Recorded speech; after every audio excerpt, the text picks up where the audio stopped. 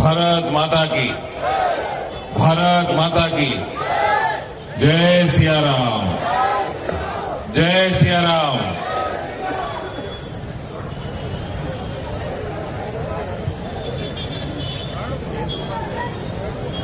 విజయ సంకల్ప యాత్ర ఇవాళ బోధన్ సభకి ముఖ్య అతిథిగా విచ్చేసిన పెద్దలు ఈటెల రాజేందర్ గారు, జిల్లా భారతీయ జనతా పార్టీ అధ్యక్షులు శ్రీ దినేష్ పటేల్ గారు, యాత్ర ఇన్ఛార్జ్ భారతీయ జనతా పార్టీ రాష్ట్ర కార్యదర్శి పల్లె గంగారెడ్డి గారు, పుతాన్కర్ లక్ష్మీనారాయణ గారు, ఆర్మూర్ ఎమ్మెల్యే సోదరులు పైడి రాకేష్ రెడ్డి గారు, పార్లమెంట్ ఇన్ఛార్జ్ వెంకటరమణి గారు, పెద్దలు నరసింహారెడ్డి గారు, అడ్లూరి శ్రీనివాస్ గారు, రామరాజు గారు, న్యాలం రాజు గారు, మేక సంతోష్ గారు, సుధాకర్ చారి గారు, ఆమ్దాపూర్ రాజేష్ గారు, కన్వీనర్ శ్రీధర్ గారు, మున్సిపల్ ఫ్లోర్ లీడర్ వినోద్ గారు, శ్రీమతి మేక విజయ గారు, రజిత సంతోష్ గారు, బాలరాజు గారు, మనోహర్ గారు, ప్రవీణ్ గారు, ఇంద్రకరణ్ గారు, నూతనంగా భారతీయ జనతా పార్టీలోకి కుటుంబంలోకి వచ్చిన గోపీకిషన్ గారు, నవీన్ గారు, ఈ కార్యక్రమానికి విచ్చేసిన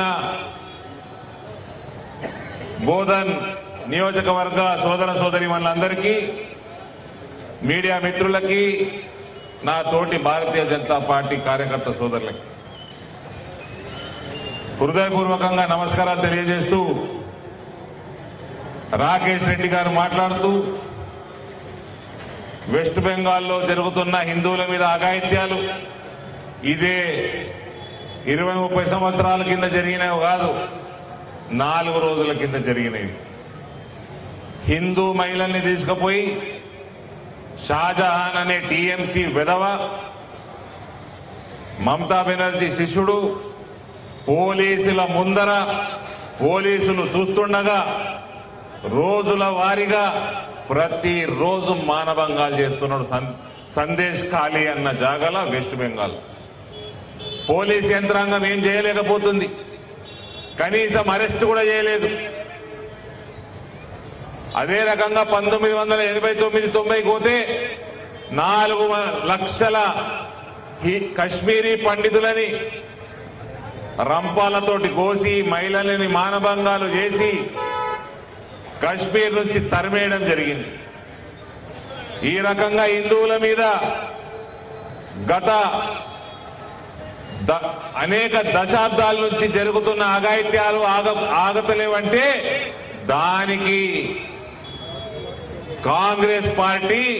కాంగ్రెస్ పార్టీ సిద్ధాంతాల మీద నడుస్తున్న ఈ టీఎంసీ పార్టీ, ఈ మొన్నటిదాకున్న కేసీఆర్ లాంటి టీఆర్ఎస్ పార్టీలు, మమతా బెనర్జీ టీఎంసీ పార్టీలు, ఈ సూడో సెక్యులర్ పార్టీలు దీనికి కారణం. ఓటు బ్యాంకు రాజకీయాలు కారణం.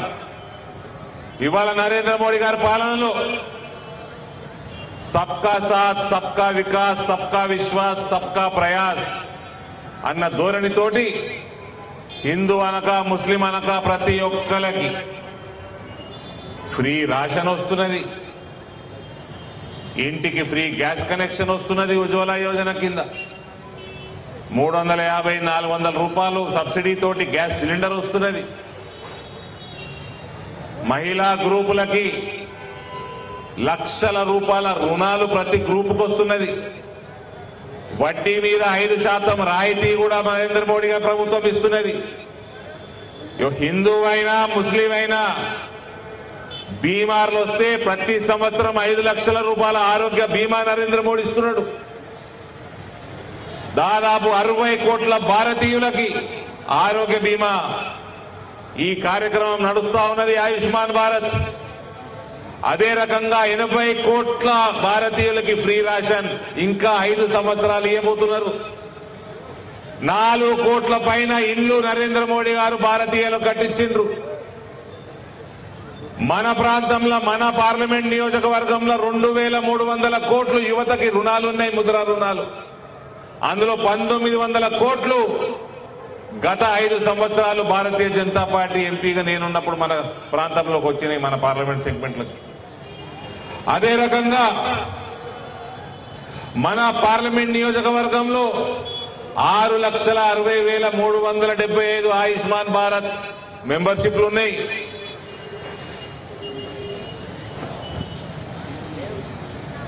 70,514 రూపాయల 14 మెంబర్లు సుకన్య సమృద్ధి యోజన కింద అమ్మాయిల పేరు మీద బ్యాంక్ అకౌంట్లు ఖాతాలలో డిపాజిట్ చేసుకుంటే 8.5% వడ్డీ నరేంద్ర మోడీ ప్రభుత్వం బ్యాంకుల ద్వారా కడుతున్నది మన పిల్లలకి, ఆడపిల్లలకి. సుమారు 9.5 లక్షల ప్రజలకి మన పార్లమెంట్ నియోజకవర్గంలో 4 లక్షల రూపాయల జీవన బీమా, ప్రధానమంత్రి జీవన్ జ్యోతి యోజన గాని, సురక్ష బీమా యోజన బీమా గాని, వాటి మీద 4 లక్షల రూపాయల జీవిత బీమా నమోదై ఉన్నారు మన దగ్గర. చిరు వ్యాపారులు, ఇట్లా బండ్ల మీద పూలు పండ్లు అమ్ముకునేటోళ్ళకి 41,420 మందికి స్వనిధి లోన్లు ఇచ్చిండ్రు నరేంద్ర మోడీ గారి ప్రభుత్వం. 2,48,873 కిసాన్ సమ్మాన్ నిధి అకౌంట్లు ఉన్నాయి మన పార్లమెంట్ నియోజకవర్గంలో. రేషన్ ఫ్రీ వచ్చేది దేశంలో 80 కోట్లకు పైన ఉంటే మన పార్లమెంట్ నియోజకవర్గంలో 17,86,541 మంది దీంట్లో లబ్ధిదారులు ఉన్నారు. ఈ రకంగా సేవలు అందిస్తా ఉన్నారు నరేంద్ర మోడీ గారు. ఇవన్నీ సేవలు హిందూ లేదు, ముస్లిం లేదు, ఏ కులం లేదు, మతం లేదు, అందిస్తా ఉంటే ఇటువంటి నాయకుడికి మనము ఓటు వేయకపోతే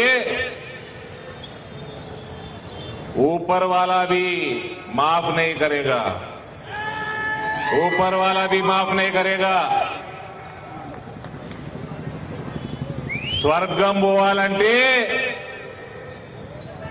మనకి తిండి పెట్టేటోళ్ళకి మనం ఆశీర్వాదం ఇయ్యాలనా లేదా? ఇయ్యాలనా లేదా? ఇయ్యకపోతే ఏమైతారు? ఎటు పోతారు? నరకం పోతారు. నరకం పోయే షోకు ఉన్నదా వాళ్ళకన్నా? ఉన్నదా షోకు? जहन्नुम में जाने का शौक है क्या? नहीं है ना. सब जन्नत हासिल होना बोल के ही प्रार्थना करते रोज. तो ऊपर वाले से डरो जिसने अपने एक बच्चों को खाना खिलाए, अपने बच्चों को पढ़ाई,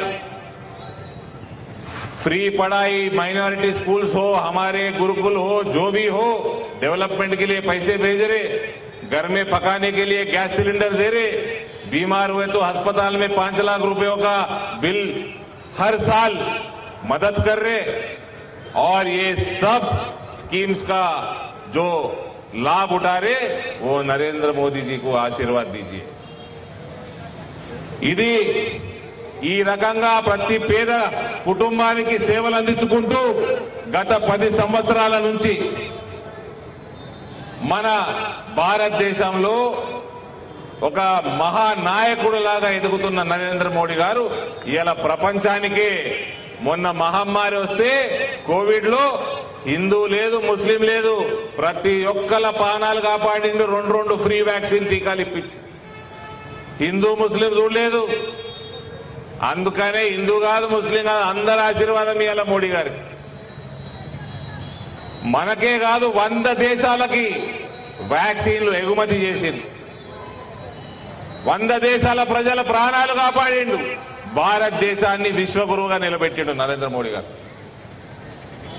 ఇది ఒకెత్తైతే హిందువుల మీద జరుగుతున్న అఘాయిత్యాలు, మన ధర్మానికి వ్యతిరేకంగా జరుగుతున్న కార్యకలాపాలు, ఇవన్నిటినీ ఆపాలంటే మరొకసారి నరేంద్ర మోడీ గారు 400 సీట్ల పై మెజారిటీ తోటి గెలవాల్సిన అవసరం భారతదేశంలో ఉన్నది. రేపు యూనిఫామ్ సివిల్ కోడ్ రావాలి.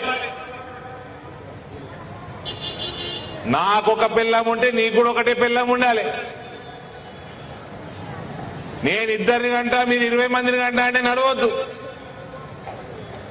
ఇవాళ ఏమైతున్నది ఇక్కడ బోధల్లా ఈడ షాదీ ముబారక్ ఇస్తున్నారని అటు మహారాష్ట్రకి అందరూ వస్తున్నారు, ఈడొచ్చి సెటిల్ అవుతున్నారు.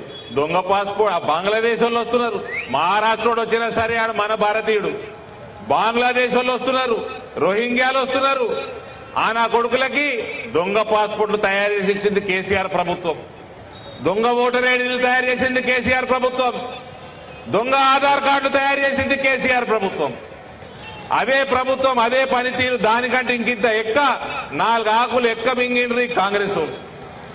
అసలు ఈ ఓటు బ్యాంకు రాజకీయాలు మైనారిటీ అపీజ్మెంట్ పాలిటిక్స్ కి పితామహులే కాంగ్రెస్ పార్టీ. ఈ దేశంలో కశ్మీరీలు ఊచకోతకి గురైన బంగ్లాదేశ్ నుంచి 10 కోట్ల ఇల్లీగల్ ఇమిగ్రేషన్ అయినా ఇవాళ మానభంగాలు అవుతున్నా వెస్ట్ బెంగాల్లో. మొన్నటి దాకా నరేంద్ర మోడీ గారు ప్రధానమంత్రి కాకంటే ముందు కాంగ్రెస్ పార్టీ ప్రభుత్వం ఉండే రోజు ఒక సీరియల్ బాంబ్ బ్లాస్ట్ అవుతుండే. ఒకరోజు లుంబిని పార్కులు అవుతుండే, ఒకరోజు గోకుల్ చాట్లు అవుతుండే. గోకుల్ చాట్ల హిందువు చచ్చిపోయాడు, ముస్లిం చచ్చిపోయాడు. లుంబిని పార్క్ లో హిందువు చచ్చిపోయాడు, తుర్కోడు చచ్చిపోయాడు. ఆడెవరు ఒట్టి హిందువుల్ని కాదు, టెర్రరిస్టులు ఎవరిని పడితే వాళ్ళు చంపుతున్నారు. ఇవాళ దేశంలో గత 10 సంవత్సరాల నుంచి ఒక్క బాంబ్ బ్లాస్ట్ అయిందా అని అడుగుతున్నా. ఒక్క బాంబ్ బ్లాస్ట్ అయిందా? బాంబేలో 26 నవంబర్ 2008లో జరిగినట్టు మరొక సంఘటన జరిగిందా భారతదేశంలో అని అడుగుతున్నా. ఇవాళ భారతదేశం సురక్షితంగా ఉందంటే అందులో హిందువు కూడా సురక్షితంగా ఉన్నాడు, అందులో ముస్లిం కూడా సురక్షితంగా ఉన్నాడు. అందుకనే చెప్తా ఉన్నాం, దేశ సంరక్షణ కోసం నిరంతరం ప్రతిరోజు 18 గంటలు పనిచేస్తున్న నరేంద్ర మోడీ గారికి ఓటేయకపోతే పాపం చుట్టుకుంటారా నాయన? పాపం చుట్టుకుంటే ఎటు పోతారా నాయన? నరకానికి పోతారా నాయన? మీరు నరకానికి పోవాలని మేము కోరుకుంటలేవు, స్వర్గానికి పోవాలనే కోరుకుంటున్నాము. జహన్నుమ్ మే మత్ జాओ, జన్నత్ హాసిల్ కరో. ఇది రేపు నరేంద్ర మోడీ గారు ఎందుకు మరోసారి 400 సీట్లపై మెజారిటీతో రావాల్సిన అవసరం ఉంది. ఎందుకంటే యూనిఫామ్ సివిల్ కోడ్ మన దేశానికి అవసరం ఉంది, పాపులేషన్ కంట్రోల్ మన దేశానికి అవసరం ఉంది. ఇటువంటి దొంగ ఇల్లీగల్ ఇమిగ్రేషన్ తోటి వచ్చిన బంగ్లాదేశీలు, రోహింగ్యాలు వీళ్ళందరినీ ఎల్లగొట్టాల్సిన అవసరం ఉంది. అందుకనే ఎన్ఆర్సీ పెట్టాల్సిన అవసరం ఉంది.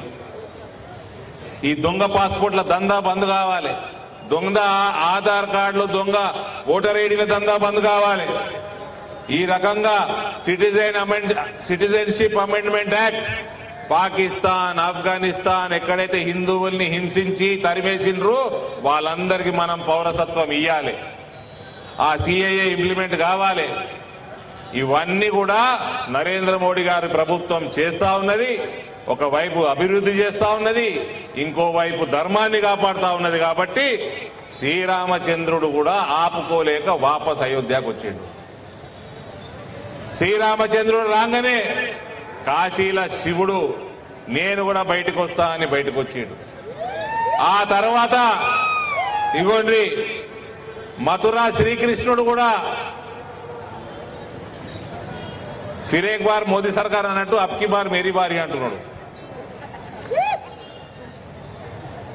ఇవన్నీ చేసి ఆపుతాడా మోదీ గారు అనుకుంటే సముద్రం లోపలికి వేయండు, మునిగిపోయిన ద్వారకాను కూడా బయటికి తెచ్చేటట్టున్నాడు.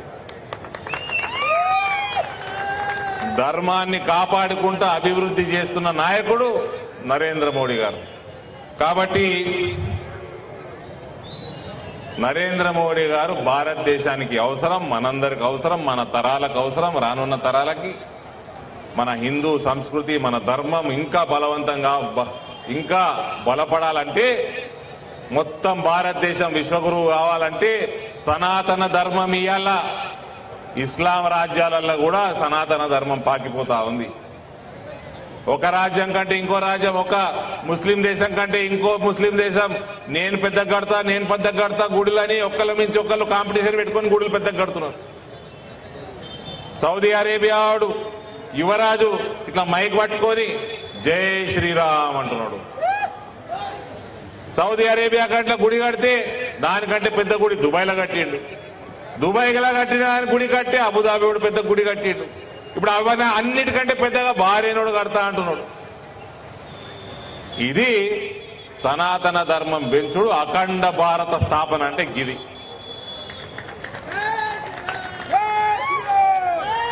అందుకనే చెప్తా ఉన్నాం, ఇటువంటి నాయకుడు నా భూతో నా భవిష్యత్.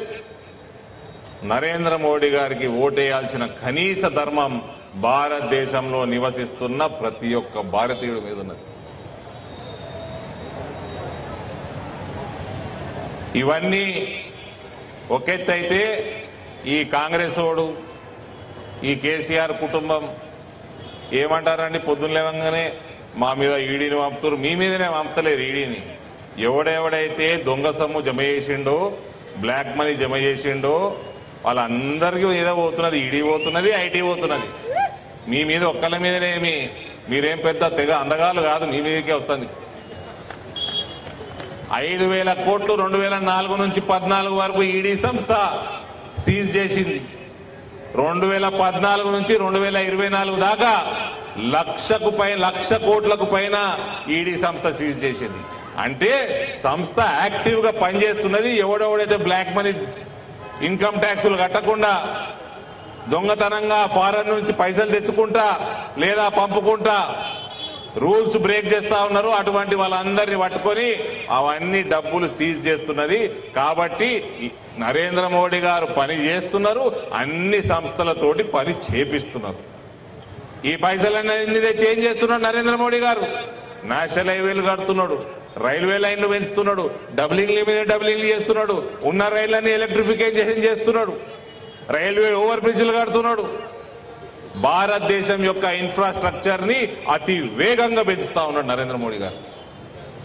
మన ప్రాంతంలో ఇటు బోధన్కి వెళ్ళి నిజామాబాద్కి వెళ్ళి ఆర్మూర్ అయింది, ఆర్మూర్కి వెళ్ళి మంచిర్యాల దాకా ఇప్పుడు 3,100 కోట్లతోటి నేషనల్ హైవే పనులు మొదలైనవి.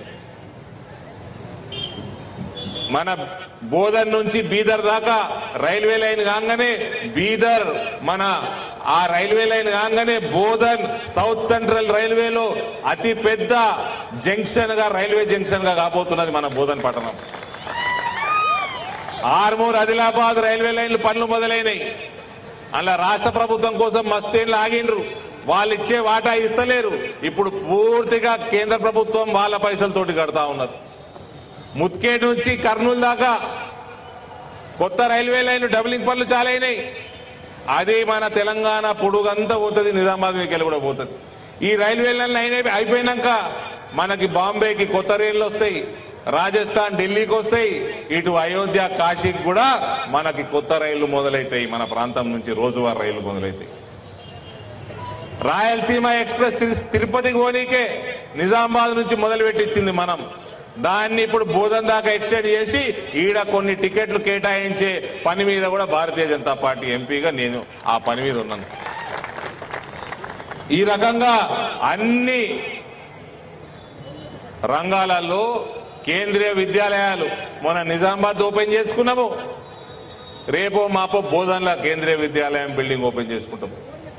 ఇవన్నీ మన ప్రాంతంలో మన నియోజకవర్గంలో మనం అభివృద్ధి చేసుకుంటూ ఒక్క రూపాయి అవినీతి ఆరోపణ లేకుండా మన ఎంపీ కార్యాలయం 5 ఏళ్లు ముగిసింది పని మీద. ఒక్క రూపాయి అవినీతి ఆరోపణ లేదు.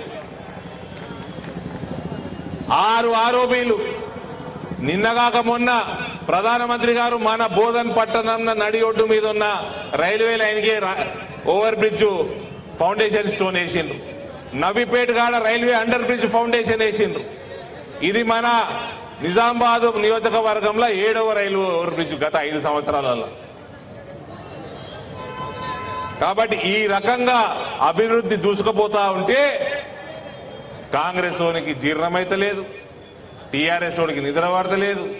ఇవన్నీ ఒక ఎత్తు అయితే 35 ఏళ్ల నుంచి 35 సంవత్సరాల నుంచి కొట్లాడుతున్నారు రైతులు పసుపు బోర్డు కోసం. 35 సంవత్సరాలు చాలా ప్రభుత్వాలు వచ్చినాయి పోయినాయి, చాలా మంది వాగ్దానాలు చేసిండ్రు పోయినరు. మొట్టమొదటిసారిగా ఎంపీ అయి 35 సంవత్సరాల పసుపు రైతుల కళ నెరవేర్చినము. అదే కాకుండా ఎగుమతులు పెంచడం మీద పనులు గత 4 సంవత్సరాల నుంచి చేస్తున్నాము. సిగ్గులేని కాంగ్రెస్ ప్రభుత్వంలో 3 నుంచి 4 వేల రూపాయలు ఉన్న పసుపు ధర ఇవాళ 14,300కి పసుపు ధర ఉన్నది నిజామాబాద్ మార్కెట్లో. చెరుకు ఫ్యాక్టరీలకు వస్తే బోధన అంటే చెరుకు ఫ్యాక్టరీలకు వస్తే కృత నిశ్చయంతో ఉన్నదట కాంగ్రెస్ పార్టీ. కృత నిశ్చయం. నేను చిన్నప్పటి నుంచి చెరుకు ఫ్యాక్టరీల మీద కృత నిశ్చయంతో ఉన్నది కాంగ్రెస్ పార్టీ. నేను చిన్నగా ఉన్నప్పుడు కమిటీ వేసారు, నేను జర పెద్దగా అయినాక ఇంకో కమిటీ వేసారు, ఇప్పుడు నా గడ్డం తెల్లగైంది మళ్ళా కమిటీ వేసారు. మళ్ళా ఏం చేసిండ్రు కమిటీ వేసి 2 నెలలు అవుతుందంటే వీడికి వచ్చి షుగర్ ఫ్యాక్టరీ కాడ ప్రెస్ మీట్ పెట్టిండ్రు మంత్రులు, ఇద్దరిద్దరు ముగ్గురు మంత్రులు వచ్చి పెట్టి కృత నిశ్చయంతో ఉన్నామట. కృత నిశ్చయం దేనికి తెరిపిస్తుందిగా బంద్ పెడుతుందిగా, దేనికోసం కృత నిశ్చయంతో ఉన్నారు?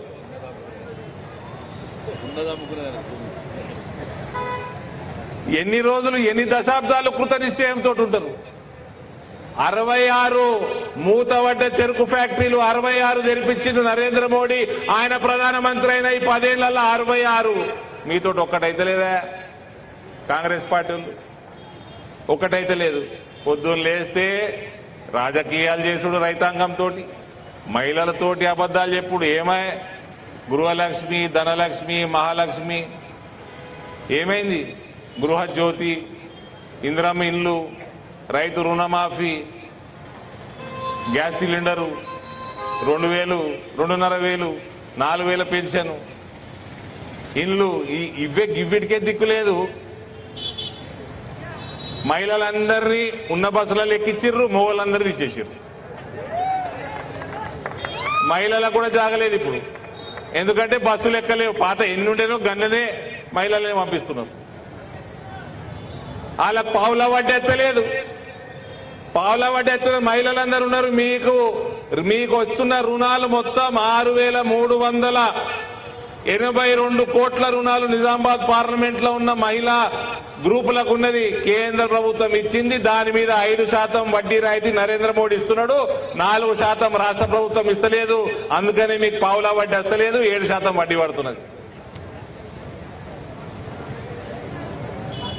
ఇంకా ఎన్ని సేవలు చేస్తారండి? ఒక్క మనిషి రోజుకు 18 గంటలు పని చేసుకుంటా 140 కోట్ల భారతీయులకి సేవలు అందిస్తా ఉన్నాడు.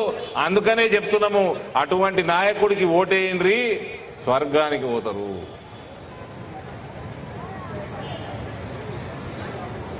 లేకపోతే నరకంలో యమధర్మరాజు ఉంటాడా? ఆ నూనెల గిన్నెలు వేసేది ఏడా? నరకమేనా? నూనె ఫ్రై. కాబట్టి భయంతో, భక్తితోటి ప్రపంచాన్ని దిశానిర్దేశం చేస్తున్న మహానాయకుడు నరేంద్ర మోడీ గారిని బలపరచండి, భారతదేశాన్ని బలపరచండి, భారతదేశాన్ని సురక్షితంగా ఉంచండి, భారతదేశ ఆర్థిక వ్యవస్థని ఇంకా పటిష్టం చేయండి, మీ దేశభక్తిని నిరూపించుకోండి.